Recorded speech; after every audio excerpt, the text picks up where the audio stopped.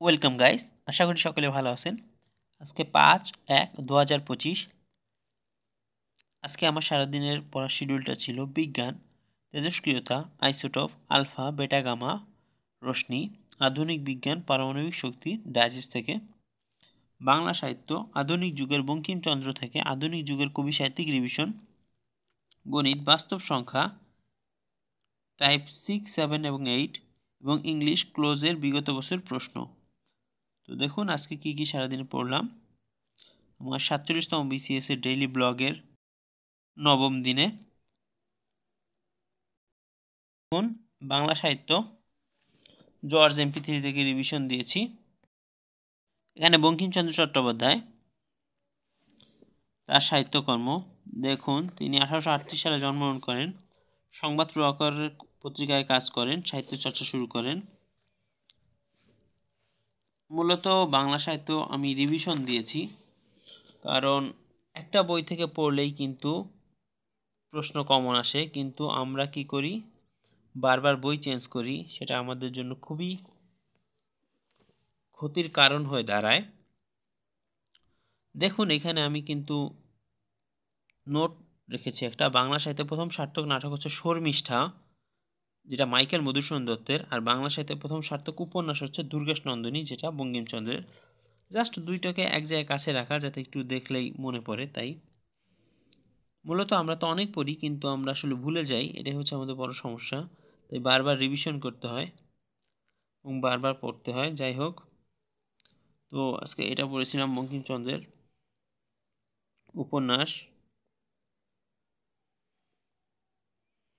দেখুন যখন আমি ভুলে যাই তখন কি করি, বারবার লেখার চেষ্টা করি। বারবার যখন লিখবো তখন আমরা আর ভুলবো না।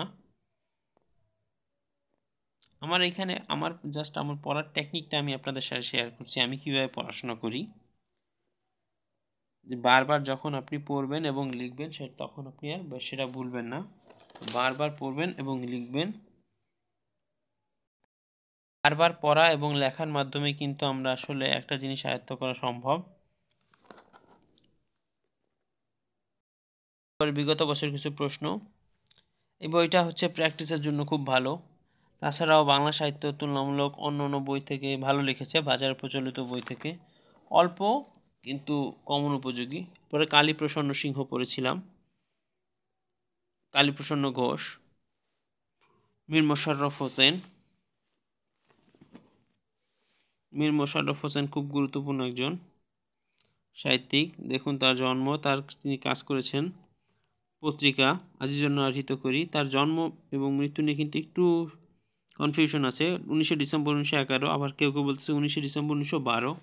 এবার তার সাহিত্যকর্ম এখানে কিন্তু অল্প একটু দেখাইলেও কিন্তু এখানে তার সাহিত্যকর্ম এখানে পড়লে অনেক কিছু মনে হচ্ছে, জাস্ট একটা পেজের অর্ধেক, কিন্তু এখানে অনেক কিছু তার সাহিত্যকর্ম, আত্মজীবনী সহ। দেখুন যখন আমি একটা জিনিস অনেকবার লিখেছি, কারণ ভুলে যাওয়াটাই স্বাভাবিক, বারবার পড়তে হয়, জন্য প্র্যাকটিসের উপর থাকতে হয়। পরে বিগত বছর কিছু প্রশ্ন। মীর মোশাররফ হোসেন গুরুত্বপূর্ণ। পরে কায়কোবাদ, তার মূল নাম কিন্তু কাজেম আল কুরেশি। দেখুন তিনি হচ্ছে আধুনিক বাংলা সাহিত্যে প্রথম মুসলিম কবি, এবং মহাকাব্য বা সনেট কিন্তু উনিও লিখেছেন। মহাকাব্য এটা খুব বিখ্যাত, মহাশ্মশান, পানিপথের তৃতীয় যুদ্ধ। দেখুন আমার এইখানে পড়ার আমি এইখানে একটা সিস্টেম করেছি। তার কাব্যগ্রন্থ বা যে হেডলাইন সেটা এক কালারের দিয়েছি, এবং কাব্যগ্রন্থ বা মহাকাব্যের নামগুলো আর এক কালারে দিয়েছি, যাতে সাথে সাথে আমার চোখে ধরা পড়ে এবং রিভিশন করতে সুবিধা হয়। আমি বারবার একটা কথা বলি যে যত বেশি রিভিশন তত ভুল হওয়ার সম্ভাবনা কম। এরপর রবীন্দ্রনাথ ঠাকুরের কিছু জীবনী দেখেছিলাম। আজকে এই পর্যন্তই ছিল।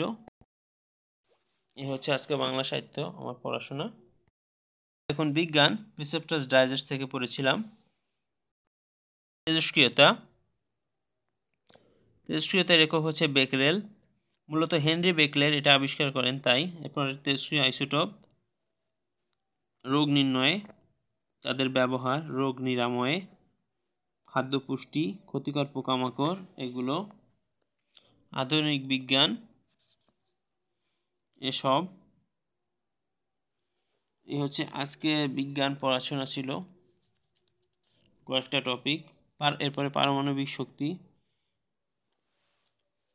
জাস্ট একটু চেষ্টা করেছি, যেমন চিকিৎসা ক্ষেত্রে কি কি ব্যবহার সেটা এক জায়গায় করে, রোগ নির্ণয়, রোগ নিরাময়, ফসলের পুষ্টি, ক্ষতিকারক পোকামাকড় নির্ণয়, বিদ্যুৎ উৎপাদনে, এগুলো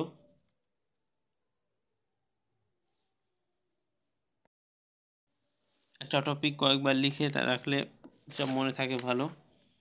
এ হচ্ছে আজকে বিজ্ঞান পড়াশোনা, 2 পেজ পড়েছিলাম। এখানে মোটামুটি কয়েকটা টপিক আছে, তেজস্ক্রিয়তা, আইসোটোপ, এরপরে তাদের ব্যবহার, এই কয়েকটা টপিক মিলেই আর কি। ডাইজেস্টে তো তেমন থাকে না, মূল কথাগুলোই থাকে। সাবজেক্টিভ পড়ে ডাইজেস্ট আসলে সকলের ধরা উচিত। আজকে বিজ্ঞান পড়াশোনা থেকে ইংলিশ গ্রামার, মূলত প্রিমিয়ারে আমার ক্লোজ পড়া হয়ে গিয়েছিল, সেগুলোর যেই বিগত বছরের প্রশ্ন সেগুলো সলভ করেছি। দেখুন এইখানে কিন্তু প্রত্যেকটা প্রশ্নের সাথে স্যার কত নাম্বার পৃষ্ঠা এবং কোথা থেকে এসেছে সেটা কিন্তু ব্যাখ্যা করে দিয়েছে, যাতে আমাদের ব্যাখ্যা পেতে সুবিধা হয় এবং কোন টপিকটি ইম্পর্টেন্ট সেটা দেখা যায়। বিগত বছর প্রশ্ন প্র্যাকটিস করার মাধ্যমেই আসলে আমরা ইংরেজির যেই শেখার ধারা সেটা বজায় রাখতে পারি। দেখুন নিচের কোনটি রিলেটিভ প্রোনাউন, দ্যাট, রিলেটিভ মানে সম্পর্ক তৈরি করা, দ্যাট, দিস, এগুলোর মাধ্যমে সম্পর্ক তৈরি হয়, অর্থাৎ একটা ক্লোজের সাথে আরেকটা ক্লোজের সম্পর্ক তৈরি হওয়াটা হচ্ছে রিলেটিভ প্রোনাউনের কাজ। বিগত বছর প্রশ্ন প্র্যাকটিস করেছি ভালোই, প্রায় 100-র উপরে প্রশ্ন আছে। এখান থেকে প্র্যাকটিস করলে অনেক কিছু শেখা যায় এবং বোঝা যাবে, কারণ এখানে কিছু সময় ব্যাখ্যাও দিয়ে দিয়েছে। এ হচ্ছে আজকে ইংরেজি পড়াশোনা। আজকে মূলত চ্যাপ্টার 1 শেষ করলাম। এখানে দেখুন, এখানে কিন্তু আমি ভাগ ভাগ করেছি, যে চ্যাপ্টার 1 বা সেকশন 1-এ 46-এ 3টা প্রশ্ন এসেছিল। দেখুন এইভাবে আমি আলাদা আলাদা করেছি যাতে কোন টপিক গুরুত্বপূর্ণ সেটা বুঝতে পারি। দেখুন এইখানে কিন্তু বিগত বিশেষে কয়েকটা তেমন প্রশ্ন হয়নি, এখানে কিন্তু 46-এ একটা প্রশ্ন, এখানে 4টা প্রশ্ন ছিল ভার্ব থেকে। এই তো এইগুলো থেকে মূলত যেখান থেকে প্রশ্ন এসেছে সেইগুলো একটু বেশি করে দেখব, এজন্য এটা আলাদা করা হয়েছে। বাজারের অন্যতম সেরা একটা বই এখন প্রিমিয়ার, চাইলে দেখতে পারেন। পরবর্তীতে টাইপ 6 আসলে প্র্যাকটিস করতে গিয়েছিলাম গুণফল থেকে যোগফল নির্ণয়, কিন্তু আমি এই অঙ্কগুলো পারছিলাম না, তো আবার রেখে দিয়েছি। এইখানে স্যারের বইয়ের কিন্তু পিডিএফ সেকশন দেওয়া আছে, আমি তাও বুঝে পারছিলাম না, তো দেখি আমি এটা আবার পরে ধরবো, যেহেতু খুব গোজামিল লাগছে, জটিল লাগছে দেখে আমি পড়িনি। দেখুন টাইপ 6 আমি লিখে রেখেছি সমস্যা, এখান থেকে মূলত আমি দেখে দেখে পড়ি, আচ্ছা কোন টাইপ করব, কোনটা থেকে সবচেয়ে বেশি প্রশ্ন আসছে এইটা দেখলে সুবিধা হয়। দেখুন টাইপ 12 থেকে কিন্তু প্রশ্ন এসেছে, অথচ 9, 10, 11 থেকে প্রশ্ন আসেনি, তো এখান থেকে একটু গুরুত্ব কম দেবেন। আর যেখান থেকে প্রশ্ন এসেছে দেখুন বৃহত্তম সংখ্যা ক্ষুদ্রতম সংখ্যা কিন্তু 46 প্রশ্নটা এসেছিল, তো এইখান থেকে দেখেই মূলত আসলে পড়ার প্ল্যানটা ঠিক করবেন প্রত্যেকটা চ্যাপ্টারের। তো টাইপ 6 থেকে কিন্তু গত অন্তত 10 বছরে কোনো প্রশ্ন হয়নি, সবচেয়ে বেশি প্রশ্ন হয়েছে টাইপ 1 থেকে, 46-ও প্রশ্ন এসেছিল, 41 এসেছিল, তো এজন্য পারিনি দেখে রেখে দিয়েছি, দেখি পরে আবার ধরবো ইনশাল্লাহ। তো এর পরবর্তীতে আমি টাইপ দেখলাম টাইপ 7, টাইপ 7-এর অঙ্কগুলো, এটা হচ্ছে বর্গের অন্তর্ফল থেকে সংখ্যা নির্ণয়, এটা তুলনামূলক সহজ।